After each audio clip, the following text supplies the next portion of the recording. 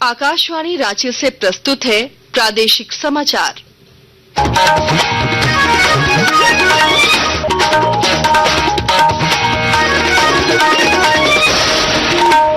नमस्कार, प्रादेशिक समाचारों के साथ मैं आसिया नाजली। पहले मुख्य समाचार। आयुष्मान योजना घोटाला मामले में रांची, जमशेदपुर समेत देवघर में कई जगहों पर ईडी की छापेमारी। जमशेदपुर में पूर्व मंत्री बन्ना गुप्ता के आप्त सचिव के आवास पर दबिश। लाठीचार्ज में मौत के विरोध में आक्रोशित विस्थापित और समर्थकों का आज बोकारो बंद। बीएसएल प्लांट के अंदर 20 घंटे से फंसे कर्मचारी और अधिकारी, उत्पादन प्रभावित। राज्यपाल संतोष गंगवार ने रांची में विकसित भारत 2047 को लेकर अंतर्राष्ट्रीय सेमिनार का किया उद्घाटन। नवाचार, स्टार्टअप, शोध और उद्यमशीलता पर दिया बल। और दादा साहब फाल्के पुरस्कार से सम्मानित फिल्म अभिनेता मनोज कुमार का निधन। राष्ट्रपति, प्रधानमंत्री के साथ राज्यपाल और मुख्यमंत्री ने जताया शोक। और अब समाचार विस्तार से। राजधानी रांची, जमशेदपुर समेत कई जगहों पर ईडी की छापेमारी चल रही है। प्राप्त जानकारी के अनुसार आयुष्मान योजना घोटाला मामले में ईडी ने छापेमारी की है। यह कार्रवाई सुबह से रांची के अशोकनगर, पीपी कंपाउंड, एदलहातू, बरियातू, लालपुर और चिरौंदी में चल रही है। कई ठिकानों पर भारी संख्या में केंद्रीय सुरक्षा बलों की तैनाती की गई है। हमारे जमशेदपुर संवाददाता ने बताया कि मानगो थाना अंतर्गत नीलगिरी अपार्टमेंट स्थित पूर्व मंत्री बन्ना गुप्ता के आप्त सचिव ओम प्रकाश उर्फ गुड्डू सिंह के आवास पर ईडी ने दबिश दी है। 7 सदस्यीय टीम पूछताछ कर रही है।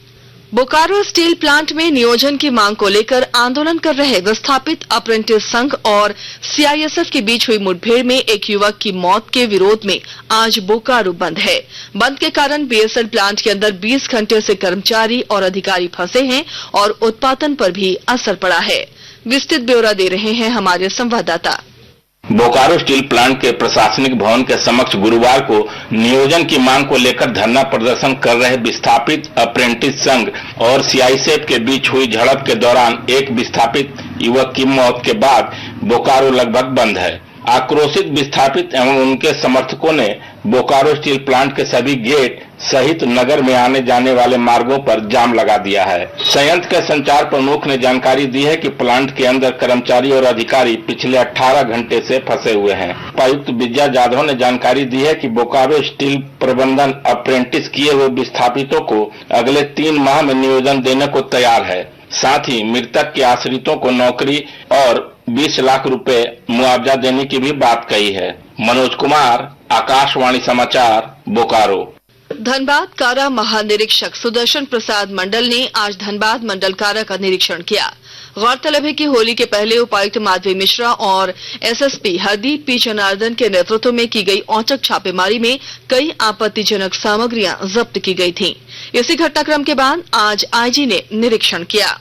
अमेरिकी राष्ट्रपति डोनाल्ड ट्रंप द्वारा घोषित पारस्परिक टैरिफ की प्रतिक्रिया में इक्विटी बाजारों में वैश्विक बिकवाली के बाद आज भारतीय शेयर बाजार सूचकांक लाल निशान में खुले। शुरुआती कारोबार में सेंसेक्स 544 अंक गिरकर 75,750 पर और निफ्टी 194 अंक गिरकर 23,059 पर कारोबार कर रहा है। क्षेत्रीय मोर्चे पर auto, IT, PSU bank, pharma, FMCG, धातु, रियल्टी और ऊर्जा प्रमुख रूप से पिछड़े रहे। केवल वित्त सेवाएं ही लाभ के साथ कारोबार कर रही हैं। और खबर सराफा बाजार से। सराफा बाजार में आज रांची में 22 कैरेट सोने का भाव 84,500 रुपए प्रति 10 ग्राम है, जबकि चांदी की कीमत 1,01,000 प्रति किलो रहेगी। आकाशवाणी के ताजा तरीन समाचारों के लिए आप हमारी वेबसाइट newsonair.gov.in पर लॉग इन कर सकते हैं। ताजा समाचार X handle @AIR news alerts और Facebook page All India Radio News पर भी उपलब्ध है। आप प्रादेशिक समाचार एकांश के एक्स हैंडल @AIR न्यूज_रांची और Facebook page Akashvani news Ranchi, Instagram page तथा YouTube channel AIR news Ranchi पर भी हमारे बुलेटिन सुन सकते हैं। प्रादेशिक समाचार आप आकाशवाणी रांची से सुन रहे हैं। राज्यपाल संतोष कुमार गंगवार ने रांची के गौसर कॉलेज में विकसित भारत 2047 विषय को लेकर एक अंतर्राष्ट्रीय सेमिनार का उद्घाटन किया। उन्होंने कहा कि विकसित भारत केवल आर्थिक प्रगति तक सीमित नहीं, बल्कि यह हमारी सांस्कृतिक समृद्धि, सामाजिक समरसता और वैज्ञानिक नवाचार का समन्वित प्रतिबिंब है। उन्होंने इस बात पर जोर दिया कि भारत की सबसे बड़ी शक्ति उसकी युवा जनसंख्या है और हमें उन्हें नवाचार, स्टार्टअप, शोध और उद्यमशीलता की ओर प्रेरित करना होगा। राजधानी रांची में 5 अप्रैल को रामनवमी की झांकी और 6 अप्रैल को रामनवमी की मुख्य शोभा यात्रा निकलेगी। वहीं 7 अप्रैल को मां दुर्गा की प्रतिमा का विसर्जन जुलूस निकाला जाएगा। तीनों कार्यक्रम को देखते हुए ट्रैफिक पुलिस ने शहर की यातायात व्यवस्था में बदलाव किया है। इस संबंध में ट्रैफिक एसपी ने अधिसूचना जारी की है। लोहरदगा जिला में खाद्य सार्वजनिक वितरण एवं उपभोक्ता विभाग द्वारा 1 दिवसीय प्रशिक्षण सह कार्यशाला का आयोजन किया गया। विस्तृत ब्यौरा दे रहे हैं हमारे संवाददाता।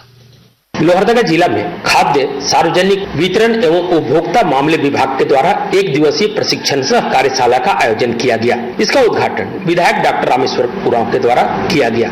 मौके पर उन्होंने कहा कि हमारे देश में पहले बहुत सारे ऐसे गरीबों की संख्या थी जिन्हें राशन नहीं मिलता था, लेकिन झारखंड राज्य खाद्य सुरक्षा योजना के अंतर्गत परिवार के प्रत्येक सदस्य को 5 किलो अनाज आज मिल रहा है। सरकार वर्ष में 2 बार प्रति परिवार को धोती, लुंगी व साड़ी उपलब्ध करा रही है। इसके लिए मात्र 10 रुपए कार्ड धारक से लिया जा रहा है। गोपी कृष्ण कुंवर, आकाशवाणी समाचार, लोहरदगा। दादा साहेब फाल्के पुरस्कार से सम्मानित हिंदी फिल्मों के जाने माने अभिनेता मनोज कुमार का आज निधन हो गया। वे 87 वर्ष के थे और पिछले कई दिनों से बीमार थे।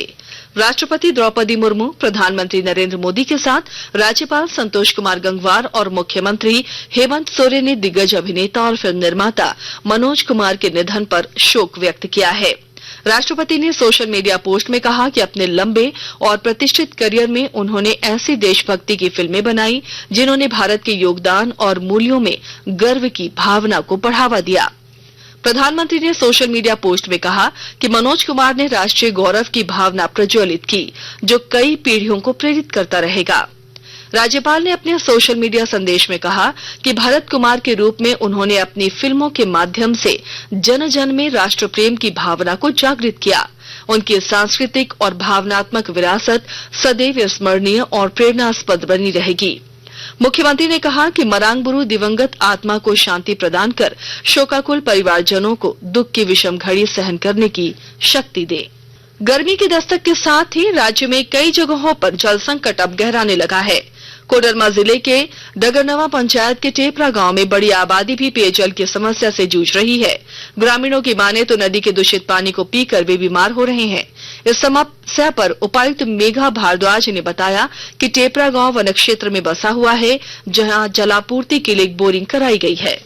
बोरिंग ऑलरेडी थी वहां पे, लेकिन बोरिंग फेल हो गई थी, तो हम लोगों ने एक बोरिंग और वहां पे करा दी है। वो अभी सक्सेस कर गई है, लेकिन वो थोड़ा सा पथरीला क्षेत्र होना और थोड़ा सा दूर होने के कारण वहां अक्सर बोरिंग फेल हो जाती है। तो 4-5 हमारी सिंगल विलेज स्कीम है जो फॉरेस्ट डिपार्टमेंट के साथ हम लोग बातचीत कर रहे हैं और उनके एनओसी के बाद हम लोग उसको चालू करवा दें। और अब जानते हैं राज्य में मौसम का हाल। राज्य के कई जिलों में आज भी मौसम में बदलाव की संभावना है। मौसम वैज्ञानिक अभिषेक आनंद के अनुसार आज गढ़वा, पलामू, लातेहार, चतरा, गोड्डा, साहिबगंज, दुमका और पाकुड़ को छोड़कर राज्य के अन्य कई जिलों में गर्जन के साथ छिटपुट बारिश हो सकती है। विभाग के अनुसार कल से मौसम साफ होने की संभावना है। भारत के हितेश ब्राजील में आज होने वाले मुक्केबाजी विश्व कप 2025 के फाइनल में पहुंचने वाले पहले मुक्केबाज बन गए हैं। उन्होंने सेमीफाइनल में 70 किलोग्राम भार वर्ग में फ्रांस के माकन ट्रॉर को हराया। इस बीच अन्य भारतीय मुक्केबाजों जदुमणि सिंह, सचिन सिवाच और विशाल ने अपने अपने भार वर्ग में कांस्य पदक जीता है। और अब कुछ संक्षिप्त खबरें। सरायकेला जिले में छऊ आर्टिस्ट एसोसिएशन की एक अहम बैठक कला केंद्र में अध्यक्ष भोला मोहंती की अध्यक्षता में संपन्न हुई। बैठक में जानकारी दी गई कि प्रशासन द्वारा एसोसिएशन की अधिकांश मांगों को स्वीकार कर लिया गया है और 2025 का पारंपरिक चैत्र पर्व पारदर्शिता के साथ आयोजित किया जाएगा। रांची, खूंटी समेत राज्य भर में छठ व्रतियों ने आज उदयमान सूर्य को अर्घ्य अर्पित किया। इसके साथ ही 4 दिवसीय लोक आस्था के महापर्व चैती छठ का समापन हो गया। और अब अंत में मुख्य समाचार एक बार फिर। आयुष्मान योजना घोटाला मामले में रांची, जमशेदपुर समेत देवघर में कई जगहों पर ईडी की छापेमारी। जमशेदपुर में पूर्व मंत्री बन्ना गुप्ता के आप्त सचिव के आवास पर दबिश। लाठीचार्ज में मौत के विरोध में आक्रोशित विस्थापित और समर्थकों का आज बोकारो बंद। डीएसएल प्लांट के अंदर 20 घंटे से फंसे कर्मचारी और अधिकारी, उत्पादन प्रभावित। राज्यपाल संतोष गंगवार ने रांची में विकसित भारत 2047 को लेकर अंतर्राष्ट्रीय सेमिनार का किया उद्घाटन। नवाचार, स्टार्टअप, शोध और उद्यमशीलता पर दिया बल। और दादा साहब फाल्के पुरस्कार से सम्मानित फिल्म अभिनेता मनोज कुमार का निधन। राष्ट्रपति, प्रधानमंत्री के साथ राज्यपाल और मुख्यमंत्री ने जताया शोक। इसके साथ ही आकाशवाणी रांची से प्रादेशिक समाचार का ये बुलेटिन समाप्त हुआ। अगला प्रादेशिक समाचार बुलेटिन दोपहर 2:55 पर प्रसारित किया जाएगा। नमस्कार।